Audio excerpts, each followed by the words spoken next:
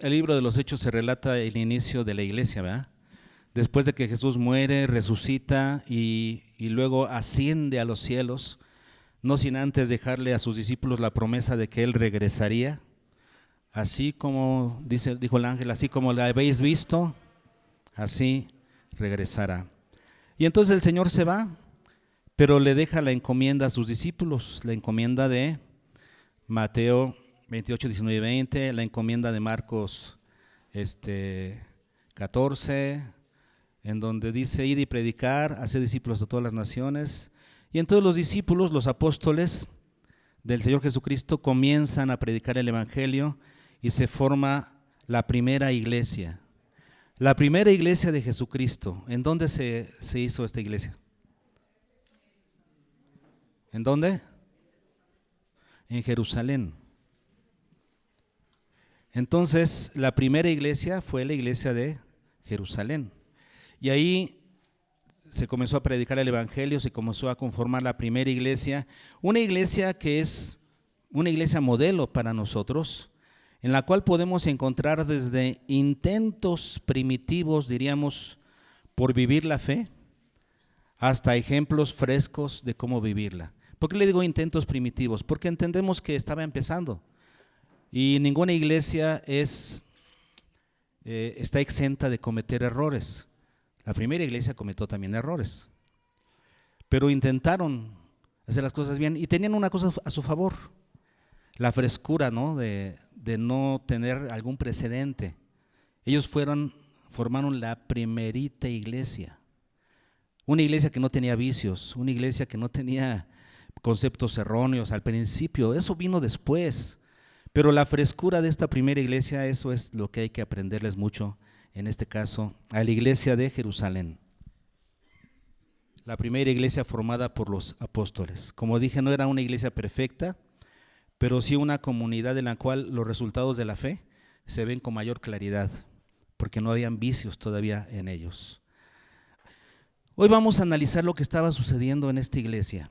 En el capítulo 6, versículo 7 dice, y crecía la palabra del Señor, y el número de los discípulos se multiplicaba grandemente en Jerusalén.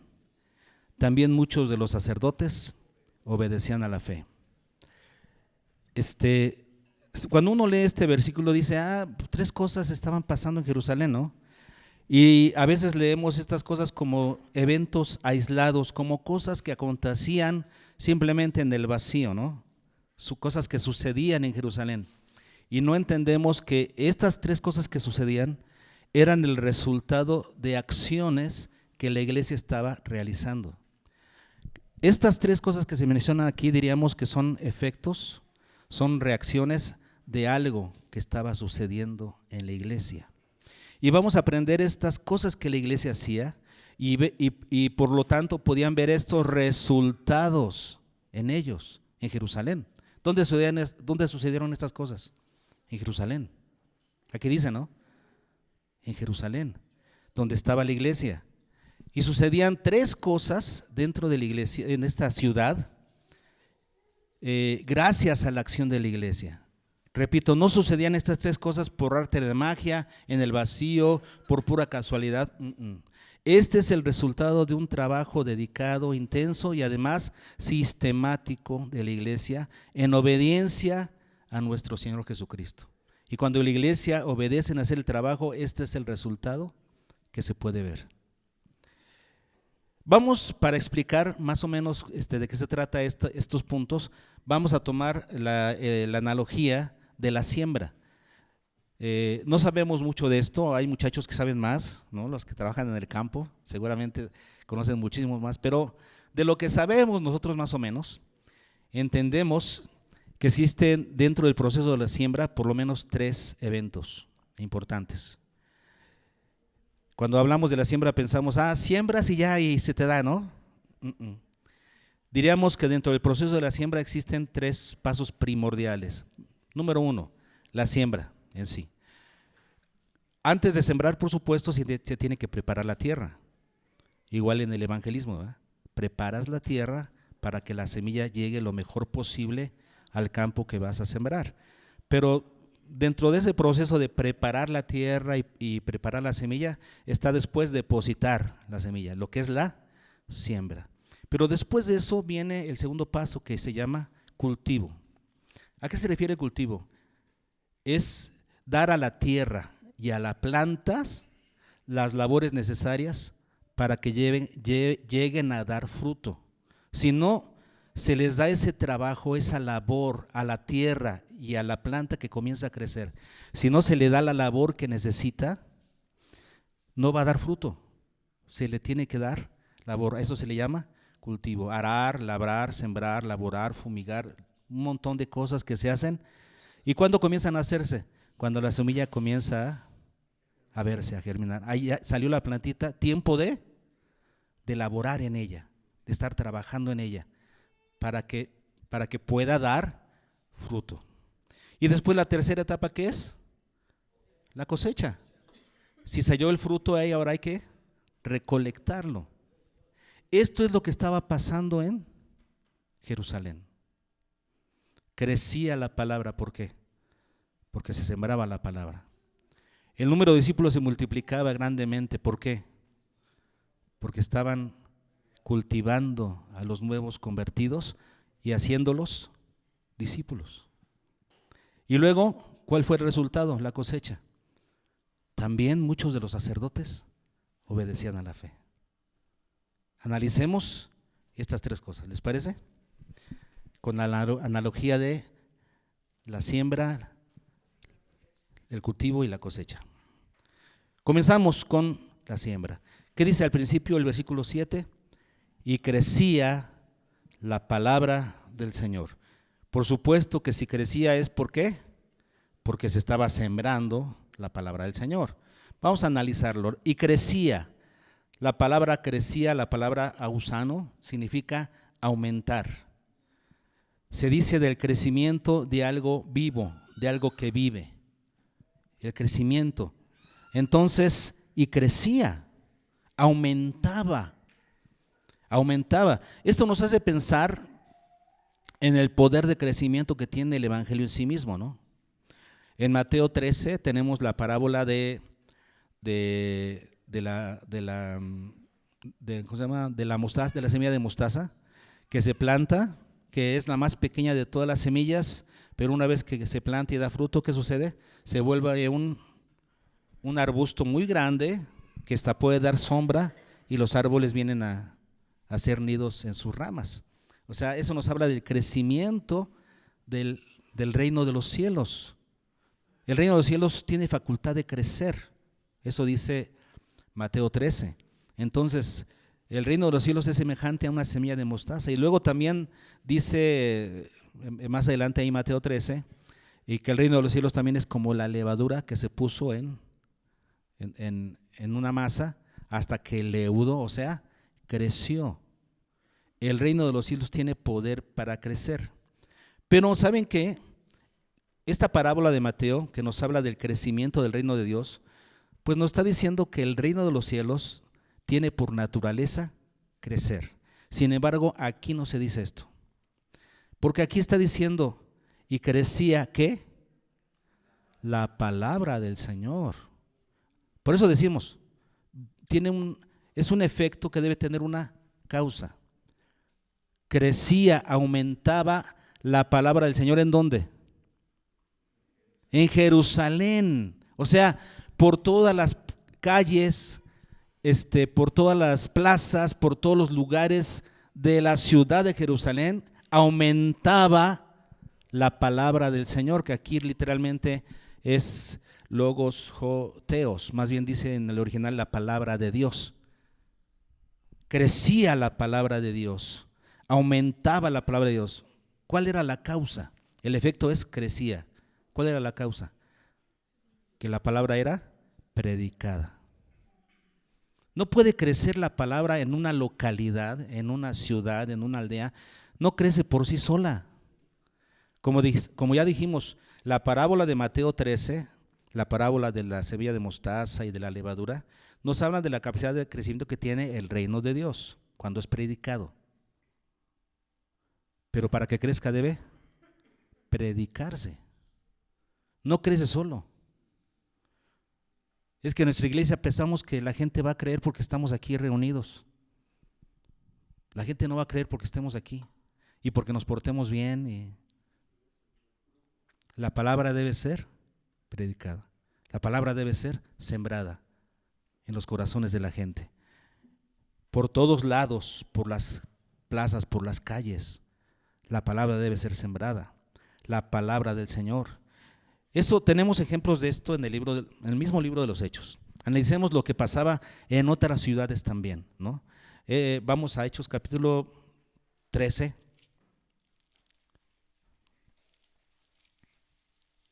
Fíjense en el 13:49. Y la palabra del Señor se difundía por toda aquella provincia. Estamos hablando de Galacia, de varias ciudades de la provincia de Galacia. Y por todas las ciudades de la provincia de Galacia, ¿qué estaba sucediendo? La palabra del Señor se difundía. Para que crezca hay que hacer ¿qué? Difundirla. No va a crecer sola. 14, 2 y 3. Mas los judíos que no querían excitaron y corrompieron los ánimos de los gentiles contra los hermanos. Por tanto, fíjense, qué curioso, ¿no? Corrompieron los ánimos de los gentiles contra los hermanos. ¿Y qué hicieron los hermanos? Se agüitaron y dejaron de predicar.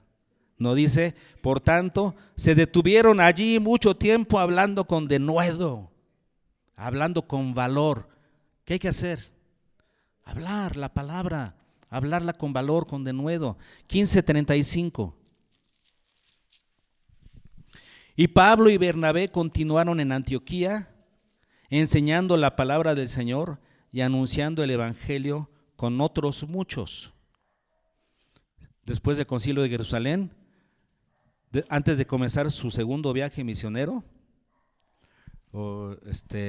antes de comenzar el segundo viaje, dice que Pablo y Bernabé se quedaron en Antioquía. ¿Qué hicieron?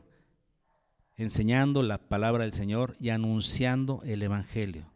Pero no solamente ellos, sino otros muchos más. ¿Se dan cuenta de por qué la palabra del Señor crece? Porque cómo la palabra del Señor crece en una comunidad, en una ciudad. ¿Cómo crece? Cuando se predica. No hay otra forma. 18:11. Y se detuvo allí 1 año y 6 meses enseñándoles la palabra de Dios. 1 año y 6 meses en una ciudad, en Corinto. Claro, por eso crecía el evangelio en Corinto. 1 año y 6 meses predicando, dedicado totalmente a la predicación, a la enseñanza de la palabra. 19:10. Así continuó por espacio de 2 años, de manera que todos los que habitaban en Asia, judíos y griegos, oyeron la palabra del Señor Jesús. Fíjense nada más lo que pasó en Éfeso. 2 años predicando, de manera que todos los que habitaban en Asia, judíos y griegos, oyeron la palabra del Señor. Esto de que dice aquí en Hechos 6:7 que sucedía en Jerusalén, que crecía la palabra del Señor, no es un hecho aislado. Lo que nos está evidenciando, ¿qué es? Que la palabra era predicada. Que la palabra se predicaba. Y entonces, ¿qué sucedía con la palabra de Dios? Crecía. Ahora, algo interesante de esta palabra y crecía es que está en tiempo imperfecto, lo que implica una acción que no termina. Eso quiere decir, crecía y seguía creciendo y estaba creciendo. Estaba creciendo sin parar la palabra del Señor. ¿Por qué? Porque la iglesia estaba cumpliendo con el compromiso de predicarla. Se tiene que sembrar. ¿Quieres que crezca? Siembra. Nos evidencia el proceso de siembra. ¿Ok? Primer paso. ¿Qué otra cosa sucedía en Jerusalén? Y el número de los discípulos se multiplicaba grandemente. El número de discípulos. O sea, la palabra se predicaba por todos lados. En las casas, en las calles, en el templo, por todos lados era predicado el evangelio. Por eso crecía la palabra de Dios en la ciudad. Pero luego sucedía algo más. El número de discípulos se multiplicaba. ¿Qué es un discípulo? ¿Cuál es la diferencia entre un creyente y un discípulo?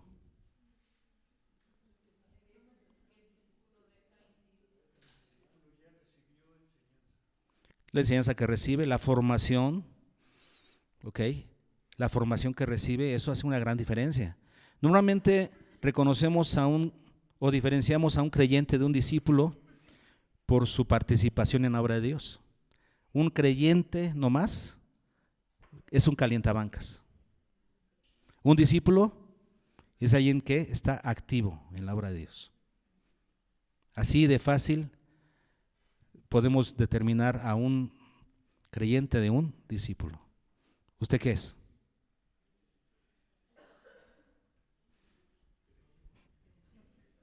¿Ok? Pero un discípulo, hermanos, se forma. El discípulo no se hace solo. ¿Cuándo comienza el proceso de discipulado? Si tomamos la analogía del campo, ¿cuándo se comienza, hermanos, a trabajar el cultivo, a cultivar lo que fue sembrado? Cuando comienza a salir la planta. Eso quiere decir, cuando ves que comienza ya a crecer ahí. En nuestro caso, ¿cuándo es? Cuando la persona tú ves que creyó. Si la persona ya dio evidencias de que creyó en el Señor, es momento de discipularlo. El cultivarlo a través del discipulado. Así como a la plantita le tienes que arrimar más tierra, y luego le tienes que poner nutrientes, y luego le tienes que arrancar las hierbas, no sé, todo el proceso que tiene que ser, trabajar con la tierra y con la planta para que se fortalezca y luego dé fruto. Lo mismo con el nuevo creyente. En cuanto un nuevo creyente comienza a mostrar de que creyó, es tiempo de discipularlo. ¿Para qué? Para que se fortalezca y luego dé fruto. Es lo mismo. Es el proceso del discipulado. Dice aquí que el número de los discípulos se multiplicaba. Por eso nosotros en nuestras cartillas de desarrollo discipular tenemos en la parte de atrás que nuestro sistema de crecimiento se llama multiplicando. Así se llama, no sé si lo han visto, ¿verdad? Porque lo que queremos fomentar es esto, que los discípulos se multipliquen. ¿Pero cómo se multiplican? ¿Solitos? No. En cuanto veamos que alguien es creyente, fue evangelizado y ya creyó, debemos tomarlo y debemos llevarlo por un proceso de discipulado para fortalecer su fe y para que veamos que después lleva fruto. El número de los discípulos se multiplicaba. También está en tiempo imperfecto, una acción que no concluía. O sea que en Jerusalén los discípulos se multiplicaban y se multiplicaban y se multiplicaban y se multiplicaban. La palabra multiplicar es la palabra pletuno, que significa ser acrecentado. El número de discípulos era acrecentado, o sea, nos habla de número. Cada vez serán más.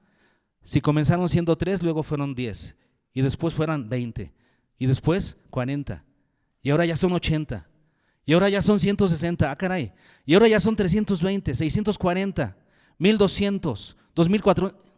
¿Qué está pasando? Se están multiplicando. Se siembra la palabra y después, en cuanto veamos fruto que está comenzando a germinar, ya hubo fruto ahí, ¿ya? Pero ahora esperamos que ellos den fruto. ¿Qué hay que hacer? Trabajar en ellos a través del discipulado. Hay que discipularlos, que es lo que nosotros hacemos a través de esos cursos. Se multiplicaba y los hermanos de la iglesia de Jerusalén estaban trabajando duro, porque dice aquí que el número de discípulos se multiplicaba ¿cómo? Grandemente. Esta palabra es muy interesante porque realmente son dos. Aquí la Reina Valera solamente dice grandemente, una sola palabra, y en el griego son dos palabras, dice sforda, polus. Sforda significa excesivamente. Inclusive puede significar violentamente. ¿Cómo estaban creciendo los discípulos? Con violencia, o sea, demasiado, excesivamente. Y luego polus significa mucho. O sea que realmente, literalmente, como dice aquí, el número de los discípulos se multiplicaba excesivamente mucho. ¿Cómo estaba creciendo los discípulos en Jerusalén? Así mero. Pero ¿qué hay que hacer, hermanos? Trabajar. Hay que, en cuanto veamos que está creciendo la plantita, comenzar el trabajo de cultivo, que significa laborar en esa planta, invertir horas de trabajo en esa persona. Esas horas de trabajo en esa persona rendirá su fruto. ¿Ok? Tenemos algunos ejemplos. En Hechos 14:21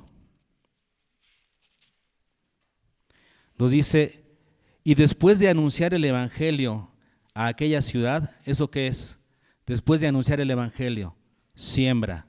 Y luego, y de hacer muchos discípulos, ¿qué es eso? Cultivo. ¿Qué hizo el apóstol Pablo en Galacia? Porque él estaba aquí en Derbe, en Listra, Iconio, que es donde lo apedrearon.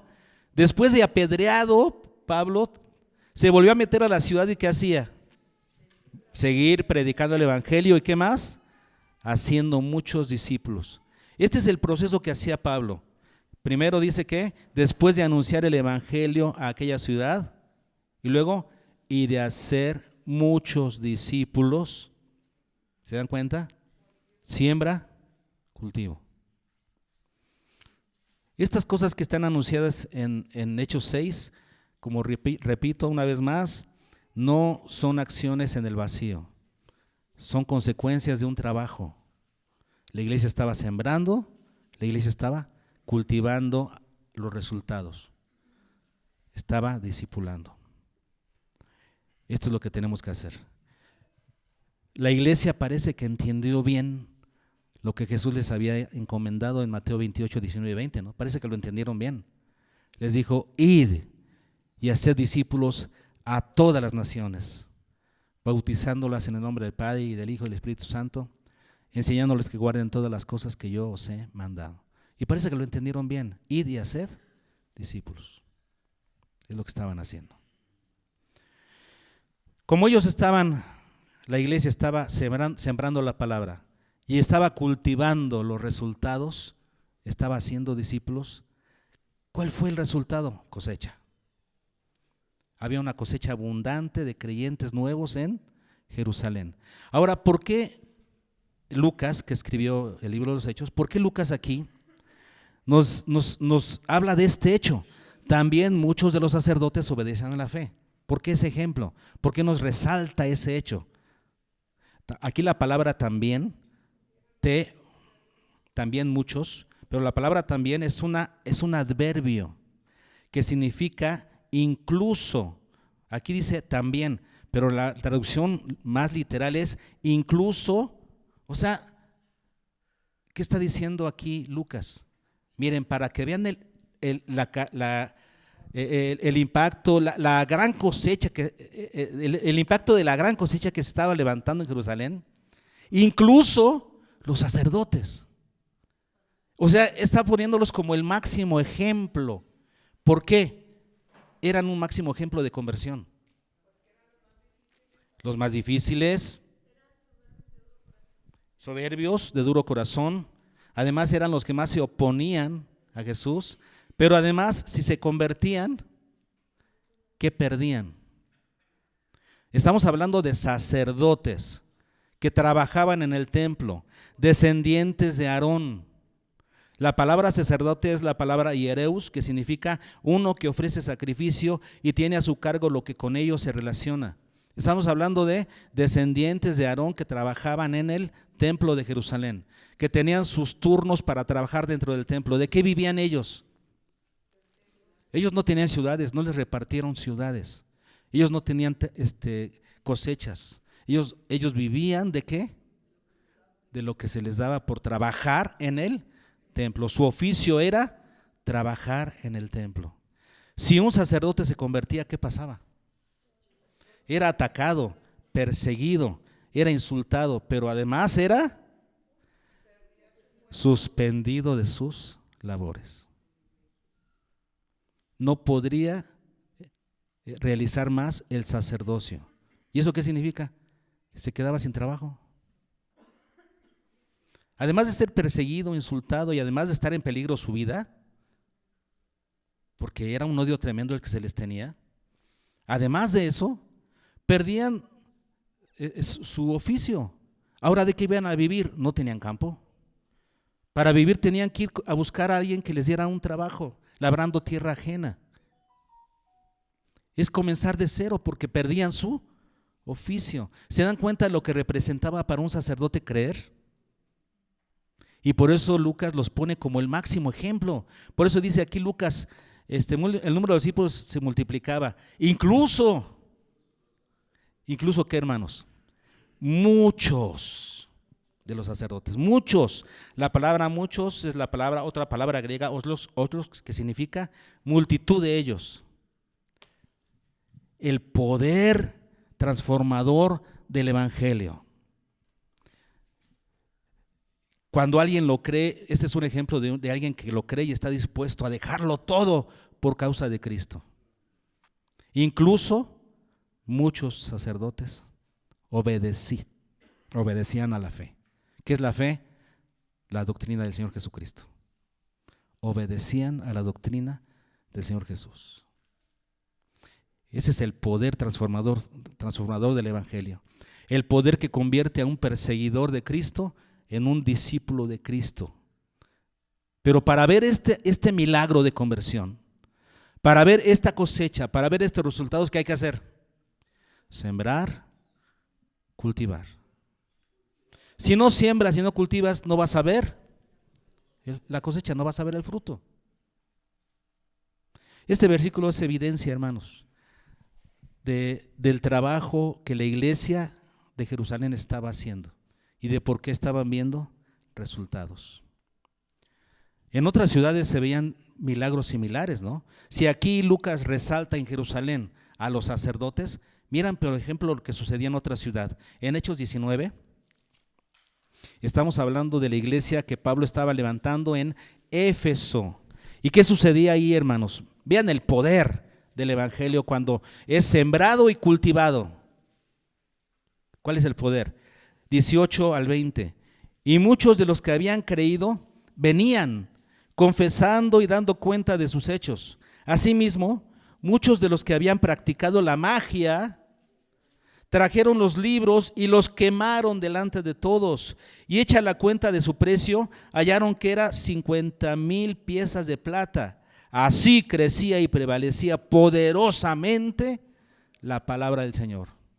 ¿Queremos ver estos resultados? ¿Queremos ver este tipo de cosecha? Estos milagros, porque estos son los milagros que queremos ver. Esta cosecha es milagrosa. ¿Queremos ver este tipo de cosecha? ¿Qué hay que hacer? Sembrar y cultivar. No es nada más sembrar la palabra y dejarla ahí. No, si ves fruto, lo comienzas a trabajar a través del discipulado. Y se van a ver estas cosas. En 1 Tesalonicenses capítulo 1, versículo 5, el apóstol Pablo dice: pues nuestro evangelio no llegó a vosotros en palabras solamente, sino también en poder. ¿A qué se refiere a Pablo? A esto, al poder transformador del evangelio. Cuando el evangelio se siembra y se cultiva. El apóstol Pablo a cualquier ciudad donde iba hacía estos dos trabajos. Predicaba el evangelio a todo mundo y a los que creían, ¿qué?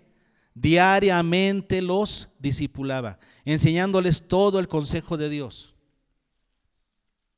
Cuando tú siembras y cultivas, el resultado es poder de Dios.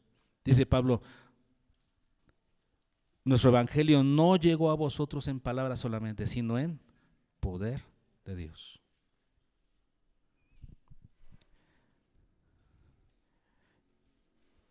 Nuestro sistema, en las cartillas de desarrollo discipular dicen, nuestro sistema de crecimiento en la iglesia, por lo menos eso es lo que pretendemos. Nuestro sistema se llama multiplicando. Pero ¿saben qué? El éxito no está en el sistema. El éxito está en el trabajo. No hay sistema exitoso. Lo que hay es trabajo. Si trabajamos en lo que debemos hacer, vamos a ver la cosecha. Hoy hemos aprendido lo que tenemos que hacer. Si queremos que la palabra del Señor crezca en Calera, ¿qué debemos hacer? Sembrarla, predicarla por todos lados. Si esperamos que el número de los discípulos se multiplique grandemente en Calera, ¿qué debemos hacer? Cultivar los resultados a través del discipulado. Después de predicar el evangelio a las personas que veamos que crean, hay que discipularlas. ¿Para qué? Por eso nuestros primeros 3 cursos del discipulado se llaman cursos de consolidación. ¿Qué estamos haciendo con esos 3 primeros cursos?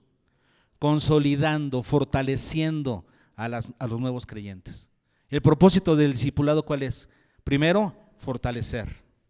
Y después, que den fruto. Por eso después viene el curso 5, que es el de ministerio. Porque el discípulo debe tener su ministerio y servir a Dios.